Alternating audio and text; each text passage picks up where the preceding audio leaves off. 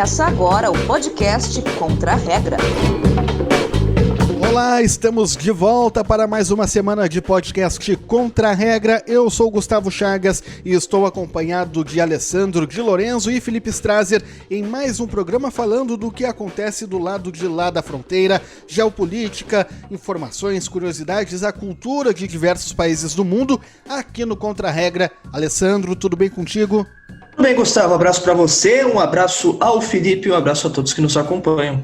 Felipe Strasser, como é que vai o senhor? Tudo bom, Gustavo? Um abraço também para o Alessandro, a todos os nossos queridos amigos ouvintes. Bom dia, boa tarde, boa noite. Espero que todo mundo esteja bem, se cuidem e uma excelente jornada para nós. Na viagem desta semana, vamos para a Ásia, voltamos para o continente e hoje falamos da Síria. Você é o nosso convidado nos canais de áudio, Spotify, Deezer, Google Podcasts. Também estamos no YouTube e nas redes sociais, @podcontraregra, no Twitter, no Facebook, no LinkedIn e no Instagram. Vamos juntos!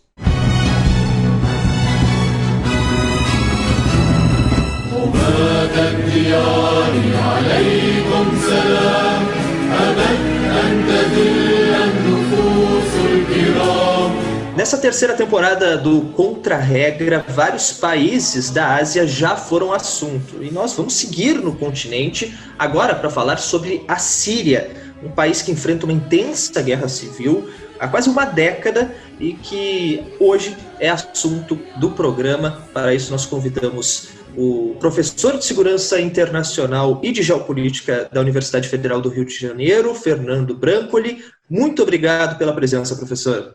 Prazer é meu aí, tomara que a gente tenha uma conversa bastante proveitosa. Com certeza, assuntos não faltam, né? Infelizmente, dentro desse conflito bastante extenso. E justamente começando em relação a isso, quase 10 anos do início da guerra civil na Síria, como é que está a situação hoje? Porque, enfim, coronavírus, são tantas coisas que aconteceram em 2020, a Síria um pouco que foi deixada de lado. A situação continua grave. Como está a situação hoje no país? Bom, a situação continua muito grave, né? E a guerra ela chegou num certo equilíbrio desastroso. Equilíbrio porque a gente não tem grandes mudanças no terreno, mas as crises humanitárias continuam, né? A parte importante da população da Síria vive ainda em condições trágicas do ponto de vista humanitário, parte importante do país sem acesso a questões básicas como alimentos, medicamentos, muitas vezes luz elétrica. E também um país fracionado, né? A gente tem partes ali ocupado pela Turquia, a gente ainda tem outros pedaços basicamente sobre tutoria russa, né? Que foi um país que entrou aí para auxiliar o governo do Bashar al-Assad na Síria e de alguma maneira não saiu até agora, né? E temos, como acho que você bem coloca, o coronavírus chegou na Síria e obviamente não se tem aí muito controle sobre a epidemia, e novos desafios, ou novos velhos desafios aparecendo, né? O Estado Islâmico, que a gente tinha declarado vencido alguns anos atrás, começa a dar sinais de retorno, e, de certa forma, a falta de interesse internacional também facilita aí para que, por exemplo, práticas de violação de direitos humanos, assassinatos de civis, acabem aumentando, em parte porque as lentes do mundo foram para um outro lugar, mas ainda é uma guerra em curso, ainda é uma crise humanitária, e o que acontece na Síria transborda para a região, né? Tem um impacto regional muito forte. Professor, o senhor comentou sobre atores internacionais, né? Uma parte da Síria na mão da Turquia, outra parte ali, a Rússia que deveria ainda não, tipo assim, não deveria ter saído, mas não saiu. Como é que está hoje esses atores externos com relação à Síria, que a gente viu a Rússia apoiando o regime de Bashar al-Assad, os Estados Unidos com os rebeldes naquele começo da guerra civil, a Turquia por causa da questão dos curdos e da sua fronteira também interveio. Então, como é que esses atores internacionais estão trabalhando hoje e qual é a perspectiva daqui para frente desses países sair ou não da Síria? O que vai acontecer? Bom, a gente ainda tem uma presença internacional muito forte, né? E aí, para quem tem interesse em Síria, uma das graças de olhar para esse conflito, né, que é uma tragédia humanitária, é reparar como é que ela tragou ali, né, trouxe quase todos os atores relevantes, não só do contexto regional, a gente pode pensar Arábia Saudita e Irã, mas internacional também, né? Onde Estados Unidos, Rússia, em alguma escala até a China tiveram que entrar dentro desse espaço. Alguns países estão envolvidos em outros conflitos, né? E o caso da Turquia é um bom exemplo. A Turquia está envolvida num conflito na Líbia, está agora envolvida no conflito Armênia, tem aí questões com a Grécia, a Turquia está em todos os campos. Então, apesar de manter uma presença, não é tão explícita em parte, porque está muito dividida. A Rússia, por outro lado, permanece de maneira bastante explícita. O Irã é um país também que ainda mantém fortes relações com o governo do Bashar. Os Estados Unidos, com o Trump, vem reduzindo um pouco, eu diria, uma atuação explícita, materializada, que a gente vê tropas. A presença norte-americana tem sido muito através de aliados regionais, aí principalmente a Arábia Saudita. Mas ainda há presença internacional, as potências ainda olham para a Síria com interesse, ainda há uma disputa importante, mas certamente a gente teve, eu diria, em 2020, de maneira mais clara, um certo rearranjar das tropas e das forças. Seja porque, como eu comentei, começaram a pipocar outros interesses geopolíticos, né, outras guerras, ou mesmo por causa da pandemia, né? Tem países que, como é o caso, eu acho, em grande medida da Rússia também, apesar de manter seus esforços na Síria, teve que realocar as suas dimensões militares, não só para Nagorno-Karabakh agora na Armênia, né, mas também a própria dimensão sanitária quando diz respeito ao corona. Mas aí, para resumir, eu diria, ainda tem muito ator internacional ainda, mas certamente em grau menor do que tínhamos anteriormente. Professor, não é um país, mas ele também tem envolvimento, eles também têm envolvimento, estou falando dos curdos, e os curdos, eles têm uma relação bem conflituosa com a Turquia. Recentemente, a gente inclusive falou no nosso programa, houve, acho que foi ano passado, né, que aconteceram os conflitos entre turcos e curdos. A Síria também estava envolvida porque queria se criar um corredor humanitário para levar muitos refugiados, que é outro problema envolvendo esse conflito, de volta para a Síria. Então é uma questão bastante complexa. Qual o papel que os curdos têm dentro desse conflito? Bom, os curdos, né, certamente vocês já discutiram isso em outros momentos, mas a gente está falando aí de uma das maiores populações com algum grau de homogeneidade linguística, com algum grau de reconhecimento histórico, né, então se vem como uma comunidade mais ou menos homogênea, mas que não tem um Estado. Então, estão aí espalhados pela Síria, pelo Irã, pela Turquia, pelo Iraque. E no caso da Síria, assim que a guerra começa, o Bashar al-Assad ele é muito rápido em perceber que se ele não der algum grau de autonomia aos curdos, ele vai perder, vai ser mais um ator na guerra civil. Então, o que o Bashar faz é conferir ali graus de autonomia financeira, muitas vezes administrativa, para os curdos.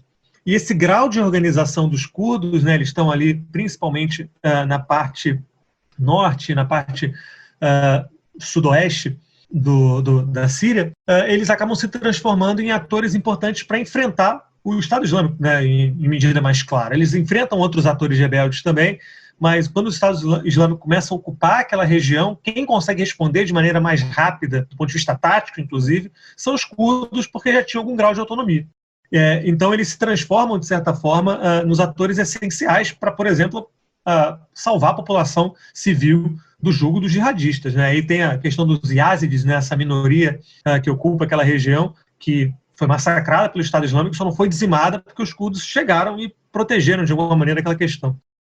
Os curdos eles têm aí problemas com a Turquia, em parte porque parte importante da comunidade curda dentro da Turquia quer grau de autonomia, que para a Turquia não há nem debate em relação a isso, né, materializado pelo Partido dos Trabalhadores do Kurdistão, PKK, onde dentro da Turquia é considerado um grupo terrorista. E o que eu acho interessante quando a gente olha para os curdos no contexto do Oriente Médio e da Síria em particular, é que ele embaralha um pouco aquela nossa visão de que se trata de um conflito binário. De um lado Estados Unidos e do outro lado a Rússia, de um lado a Arábia Saudita, do outro lado o Irã, quase como se tivesse forças muito específicas se enfrentando. Eu até escrevi sobre isso, quem quiser pode procurar na revista da Escola de Guerra Naval da Marinha Brasileira. Que os curdos, por exemplo, eles recebem apoio dos Estados Unidos, ao mesmo tempo que recebem apoio da Rússia, e estão ao lado do Bashar. Então, é uma dinâmica, uma constelação de interesses muito mais complexa do que efetivamente argumentar que tem um do lado do outro. É um caos essa história. E os curdos, por estarem tentando sobreviver, acabam aí se articulando de maneira bastante, eu diria, porosa no que diz respeito às suas alianças. Então, são aí atores sem Estado, que querem autonomia, e por essa demanda de maior autonomia, de maior controle da sua população, eles acabam sendo efetivamente instrumento, muitas vezes, de interesses tanto russos quanto norte-americanos. Mas eu acho fascinante. Aí tem o curdo, uma questão quase que a performática dos curdos, né, porque eles têm, historicamente, uma presença grande das mulheres na administração e no campo de batalha, e aí acabou ficando famoso aí as mulheres curdas enfrentando o Estado Islâmico, né? E tem todo um debate que tem uma certa performance ocidentalizada, né, que é sempre uma mulher meio estereótipo ocidental que aparece nas capas de jornal, né? Falavam da Angelina Jolie do Oriente Médio, aquela coisa um pouco machista, mas eu acho que é interessante, e os curdos foram muito espertos também em jogar com essa dimensão imagética, em parte para ganhar apoio e suporte internacional. Professor, agora, o senhor até comentou na primeira parte, né, na primeira resposta, o Estado Islâmico, que a gente já tinha dado como praticamente extinto, voltou. O senhor comentou que voltou e os curdos tiveram um papel, realmente, a gente notava importantíssimo nisso, até porque não tinha Estado nenhum lá, não tinha Síria, não tinha Turquia, tinha os curdos. Como está se organizando o Estado Islâmico? O que está acontecendo com eles agora? Porque eles tinham um grande pedaço daquela região, agora provavelmente quase nada. Então, o que sobrou do Estado Islâmico e como é que eles estão agindo a partir de agora? O Estado Islâmico chegou a ter o equivalente ao território belga, né, se a gente parar do ponto de vista de ocupação territorial. E hoje tem uma fração ínfima dessas questões, né? O que a gente tem hoje é um Estado Islâmico que começa a entender, eu diria, ou percebe que aquela estratégia de criar um Estado, né, ou tentar se transformar numa máquina governamental não vai voltar a acontecer. Então eles começam a operar, eu diria hoje, seja na Síria ou em pedaços do Iraque, ele começa a se comportar mais como um ator terrorista clássico, que é aquele ator que se mistura com a população civil, que é aquele grupo terrorista que fica nas sombras na maior parte do tempo, realiza algumas ações militares dentro do Oriente Médio ou fora, e tenta ali sobreviver não mais como um ator completamente separado do Estado, mas quase como um parasita, né? Ele corrompe alguns grupos policiais, ele se miscui ali nas relações governamentais, mas ele não tem mais aquela dimensão explícita, né? O Estado Islâmico tinha ministérios, cunhou moeda, cunhava documentos, então tentou ser um Estado em alguma dinâmica. E o que a gente tem agora, ele retoma, mas numa lógica infinitamente menor, e claramente não mais com aquela tentativa. Eu sempre estou terminando um documentário sobre isso agora, sobre esse Estado Islâmico como Estado, né? Como, sei lá, o Estado Islâmico dava multa de carro, né? Tinha conta de luz, então ele é um experimento muito louco, mas que não vai voltar a se repetir. Ele está se transformando, ele agora opera muito como a gente lembrava grupos terroristas mais tradicionais, como foi o próprio caso da Al-Qaeda ou do Boko Haram na Nigéria. Nosso convidado de hoje é o professor de Segurança Internacional e de Geopolítica da UFRJ, Fernando Branco. Ele está analisando toda essa situação que envolve a guerra civil síria, todos esses aspectos envolvidos nessa disputa. E, professor, eu sei que talvez não seja algo tão fácil assim, mas são tantos personagens, tantos países e até não países que estão envolvidos nesse conflito. Queria pedir para o senhor, se possível, resumidamente, fazer um panorama de quem são realmente essas pessoas. O senhor mesmo, essas personalidades, essas figuras que estão expostas no conflito, e o senhor mesmo falou, não dá para se analisar como uma questão um versus outro, não são dois, apenas um lado contra o outro nessa disputa na Síria. Tem como fazer uma análise resumida de quem está nesse conflito e até quebrando, né, com esse paradigma de ser Estados Unidos e Rússia, tipo, como se fosse sempre uma Guerra Fria atual, digamos assim? Eu gosto de imaginar a guerra na Síria como se fossem 3 círculos, um dentro do outro, né, se expandindo. Um primeiro círculo que comporia dentro da Síria, a gente tem o governo do Bashar al-Assad, né, que ocupa parte importante do país ainda, que a gente chama muito da Síria funcional, que é a parte oeste da Síria, onde temos ali as cidades onde se produz riqueza, de certa forma, né? Não só a capital Damasco, mas Alepo. E enfrentando o governo do Bashar al-Assad, nós temos uma profusão de atores rebeldes. Esses atores, eles mudaram, obviamente, nesses quase 10 anos de guerra, né? E temos aí uma constelação que envolve desde fundamentalistas islâmicos, né, de grupos como o Estado Islâmico e derivações dele da Al-Qaeda, o Jabhat al-Nusra, uma série de outros grupos, e grupos rebeldes que são cada vez menores e com menos influência, que queriam, em alguma medida, a queda do regime para a instalação de um governo que se assemelharia aí a uma lógica um pouco mais ocidental. Esses grupos nunca tiveram grande capacidade na Síria. E aí, além disso, os curdos no meio dessa história, né? Seria esse o primeiro ciclo. Se a gente começar a dar um zoom out, né? O próximo ciclo envolve os atores no entorno. E aí nós temos 3 grandes atores.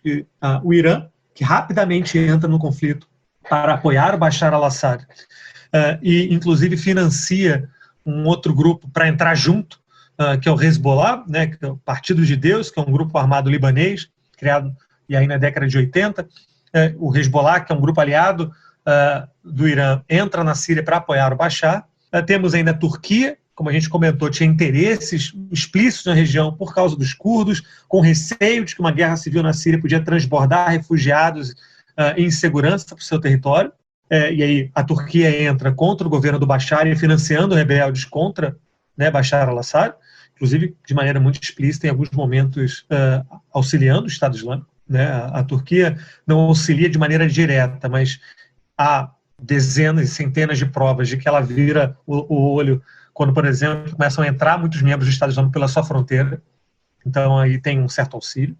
E a Arábia Saudita, né, que vê dentro da guerra civil da Síria um momento interessante para colocar lideranças mais interessantes para o seu lado no poder. O Bashar al-Assad, ele é um rival histórico da Arábia Saudita, do governo de Saúde. Então teremos esse segundo ponto.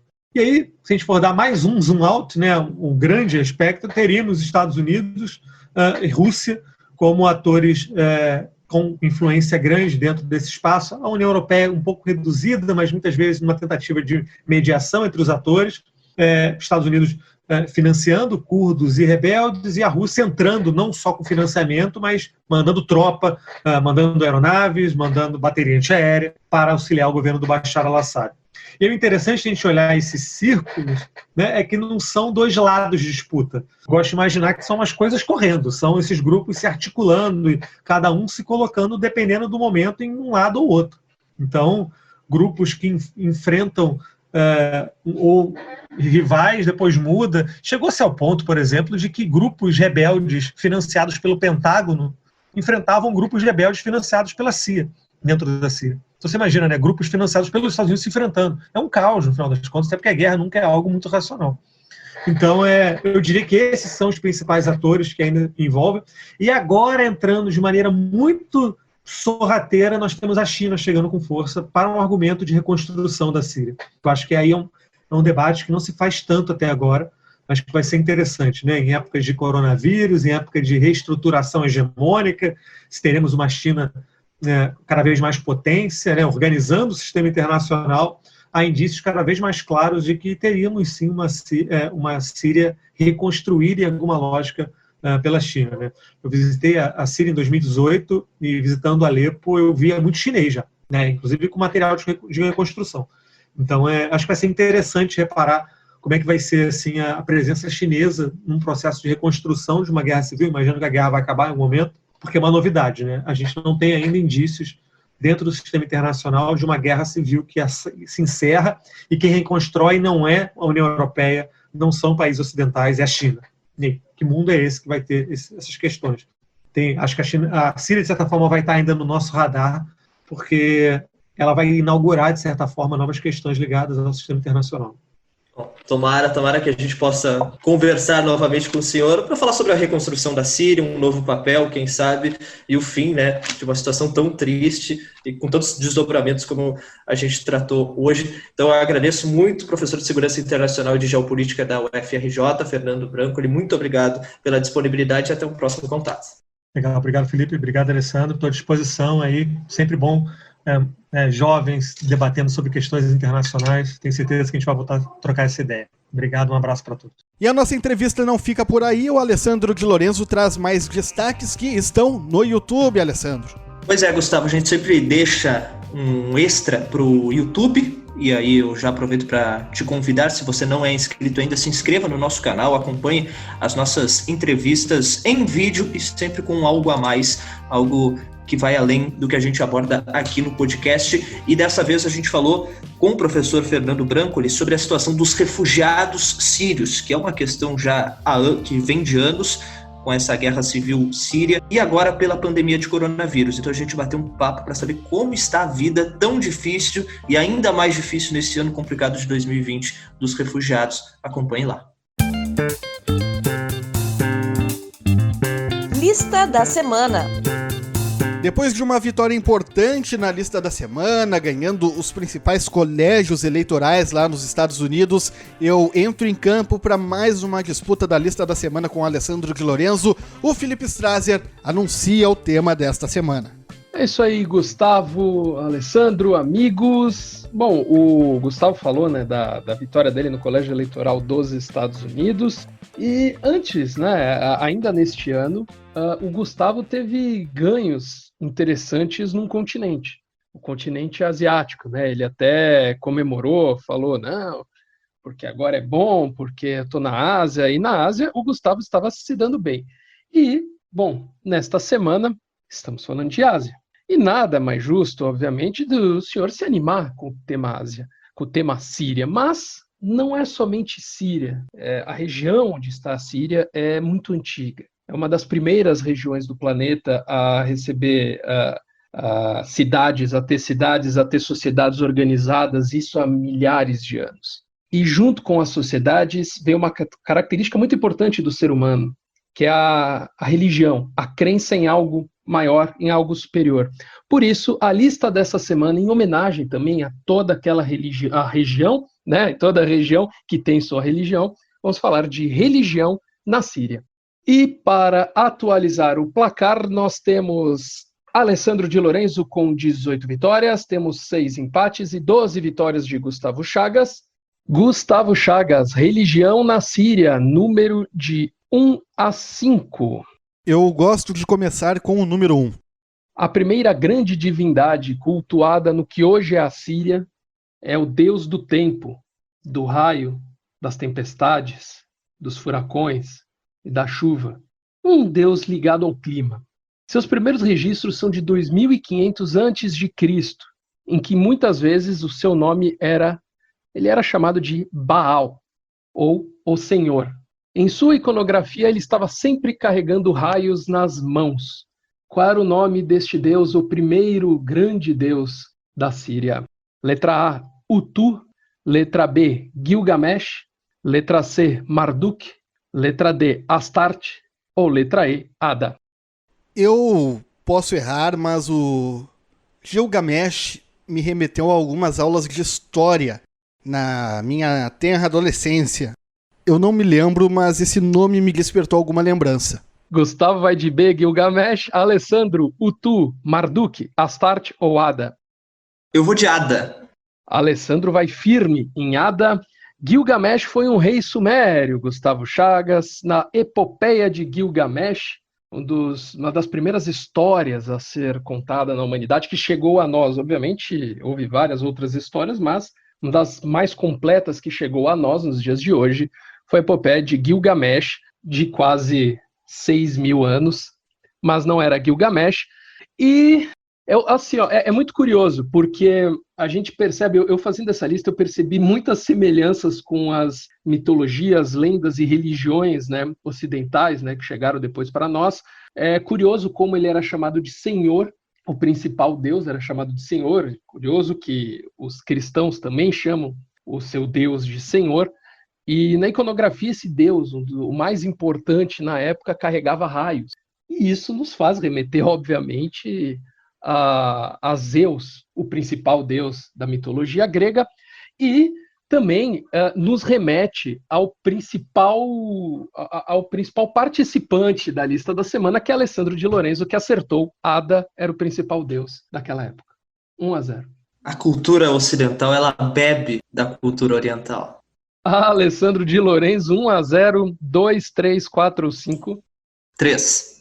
Um capítulo muito importante para o cristianismo ocorreu na cidade de Damasco, capital da Síria, entre 33 e 36 d.C. O evento é considerado crucial para a formação do cristianismo como conhecemos hoje. De que estamos falando?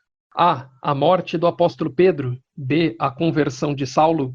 C. Pentecostes. D. Prisão do apóstolo Pedro. Ou E. Assassinato e estabelecimento dos primeiros mártires. Eu vou na conversão do apóstolo. Alessandro vai conversão de Saulo. Gustavo Chagas? Pode dar o ponto para Alessandro.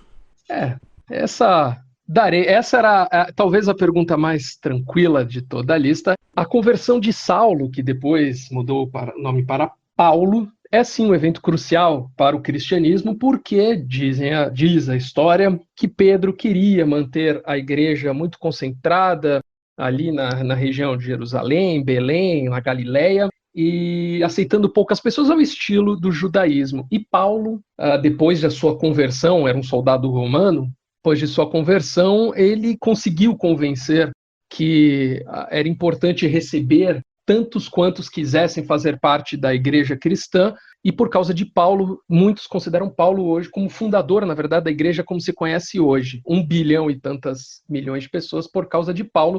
Por isso, 2-0 para o Alessandro. Alessandro passando o trator na Síria, Gustavo. Quando tu começou a fazer essa pergunta, eu lembrei da minha formação familiar católica, da minha formação escolar luterana, e eu pensei, agora vai. Mas daí o Alessandro respondeu certo e eu disse, agora não vai. Gustavo, ainda dá para empatar e virar? 2, 4, 5? 2. Dagon, D-A-G-O-M, para ficar claro. Dagon era conhecido como Deus dos deuses, ou como Senhor da Terra. Pouquinho mais para frente, depois daquela época do Ada. No primeiro livro de Samuel, capítulo 5, versículos de 1 a 3, a história conta que Dagon prostrou-se diante da Arca da Aliança quando ela passou pela cidade de Asdod.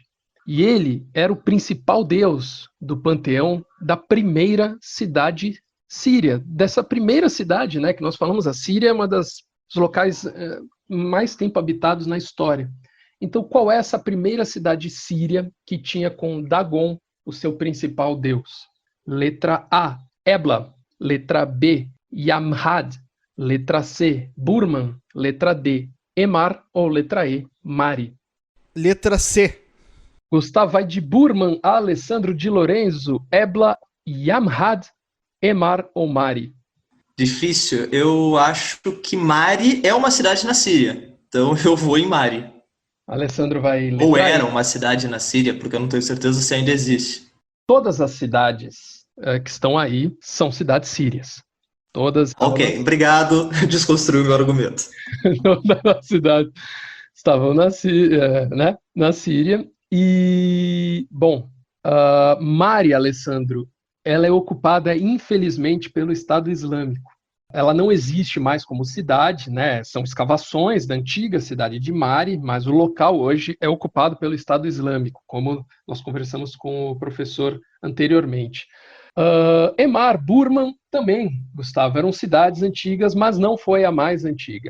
Yamhad é a atual Alepo, mas não era Yamhad. A primeira cidade da história da região da Síria lá foi Ebla, que foi fundada por volta de 3.500 a.C. A cidade de Ebla é a primeira cidade, uma das cidades mais antigas da história da humanidade. Ninguém fez ponto nessa. Alessandro de Lorenzo. Alessandro. 4 ou 5, e ali, se acertar, acabou. Se não, Gustavo ainda tem chance. 5.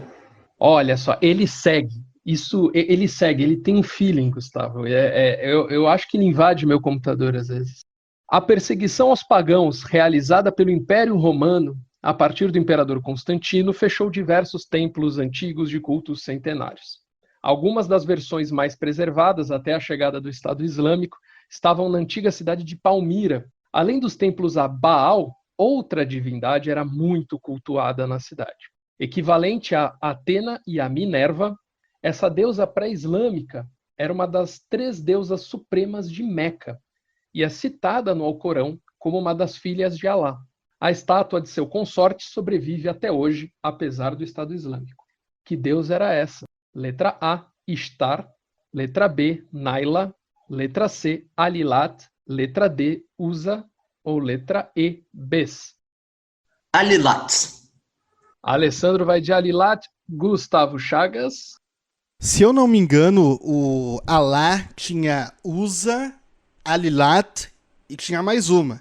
O Alessandro foi em Alilat, tem Uza, né? Tem Uza. Então eu vou na USA. Eu falo que é muito complicado fazer a lista porque os senhores são fenômenos, né? Os senhores sabem muito. É complicado, cada vez é mais qualificada essa lista pela dificuldade que é imposta pelos senhores. Naila era uma deusa da região ali, mas não estamos falando dela. Bes também, não estamos falando. Ishtar, digamos, é a primeira deusa, é considerada por alguns a primeira deusa da história.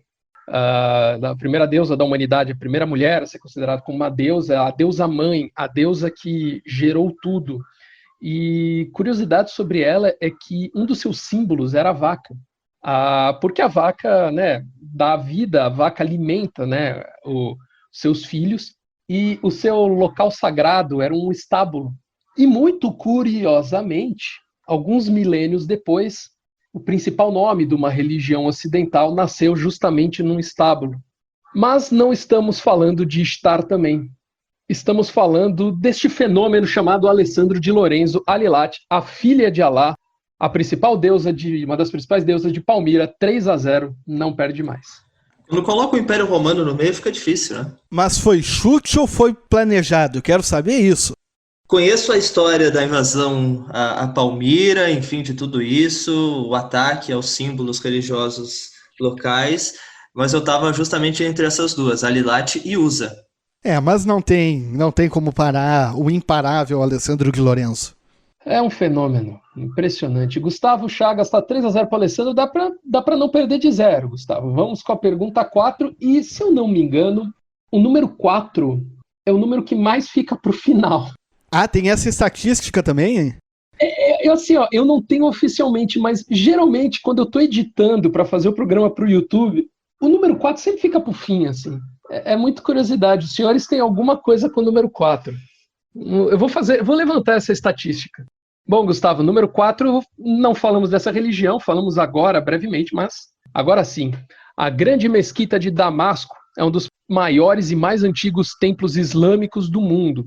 Sua construção é datada do ano de 636 d.C. Por sua idade e localização, essa mesquita é recheada de história política e religiosa.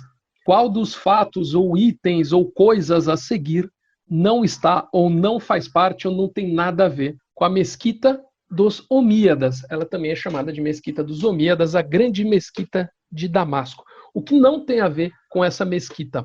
Letra A cabeça de São João Batista. Letra B, local da primeira visita de um papa a uma mesquita. Letra C, o mausoléu do sultão Saladino. Letra D, o local que Maomé pregou na Síria. Ou letra E, um minarete dedicado a Jesus.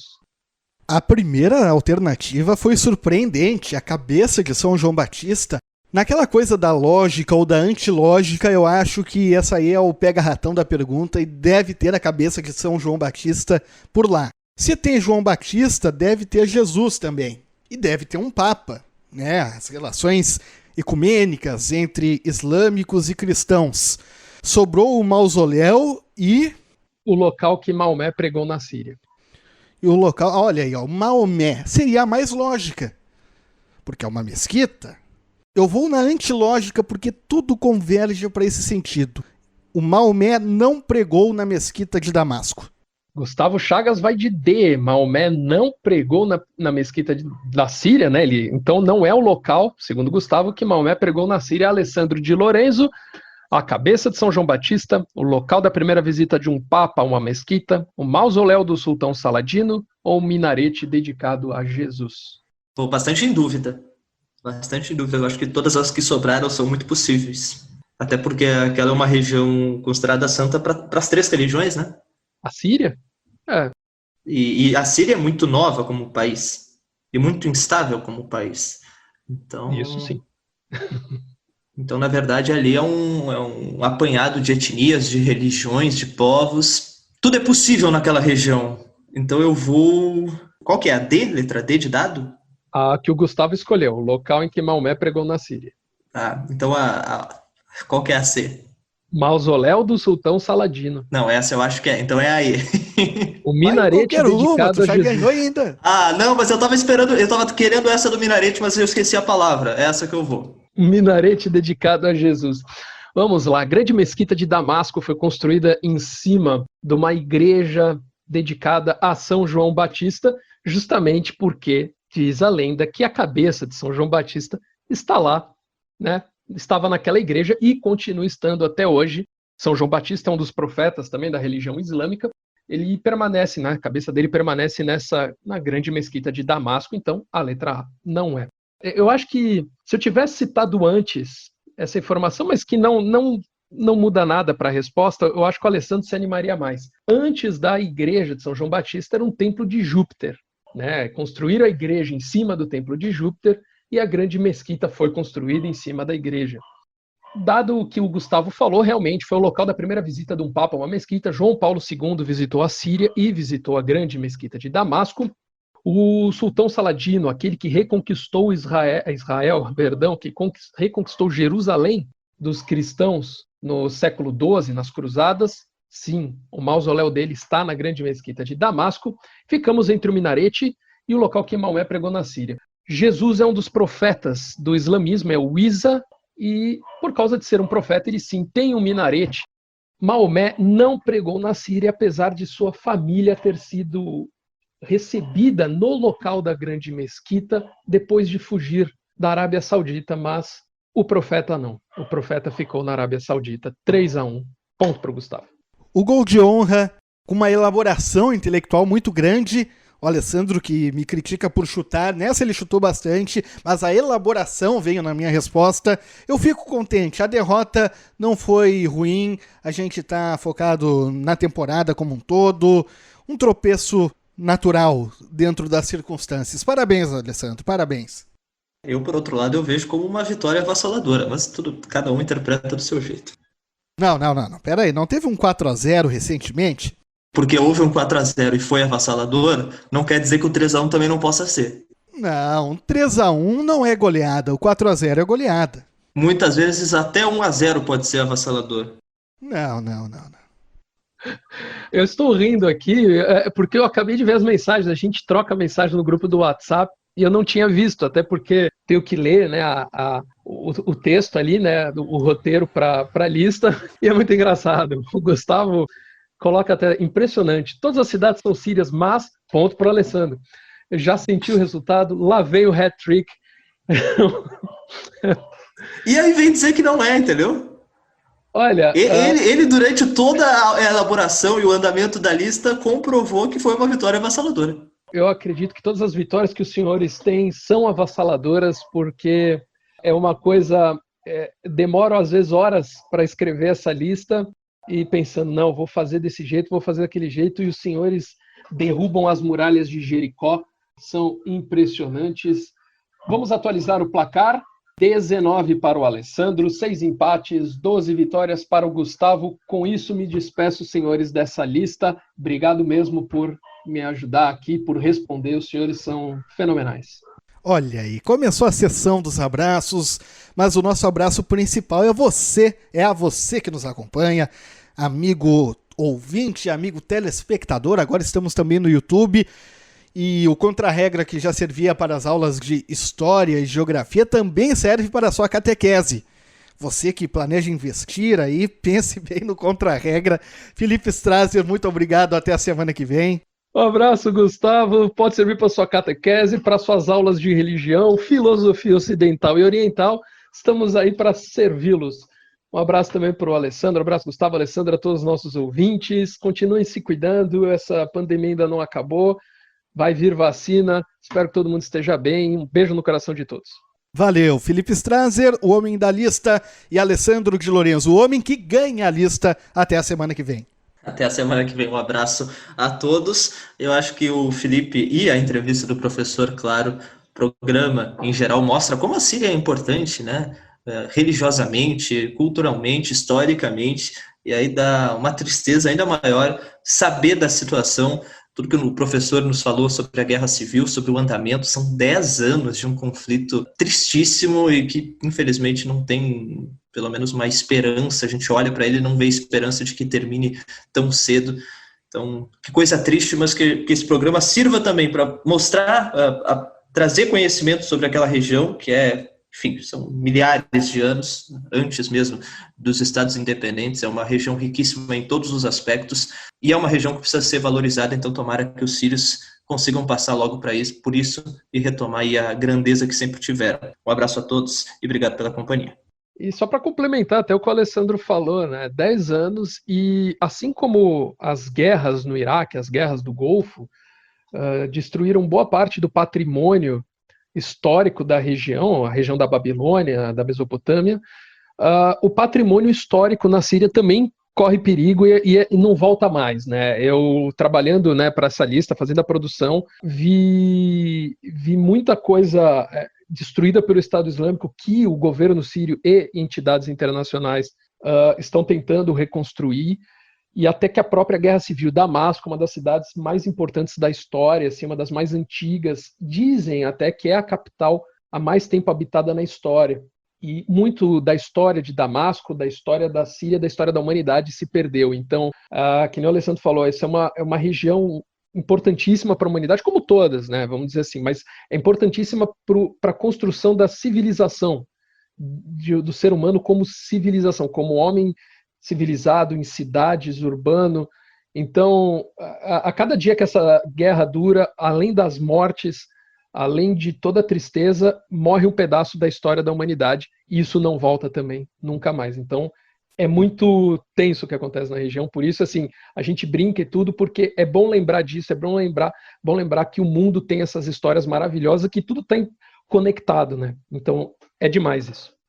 Importante lembrança do Alessandro, do Felipe, e no nosso lema de ir contra a regra, a gente também sente essa responsabilidade, né, de lembrar a história, de reforçar a cultura e de olhar com outros olhos a situação de diversos países do mundo. A gente pelo menos tenta aí seguir nessa missão, com o seu auxílio, com a sua companhia, nas redes sociais, @podcontraregra, no Twitter, Facebook, LinkedIn, Instagram, nos canais de áudio, Spotify, Deezer, Google Podcasts e também no YouTube. Você nos assiste e confere conteúdos exclusivos por lá. Mais uma vez, muito obrigado, um grande abraço e até a semana que vem. Tchau, tchau!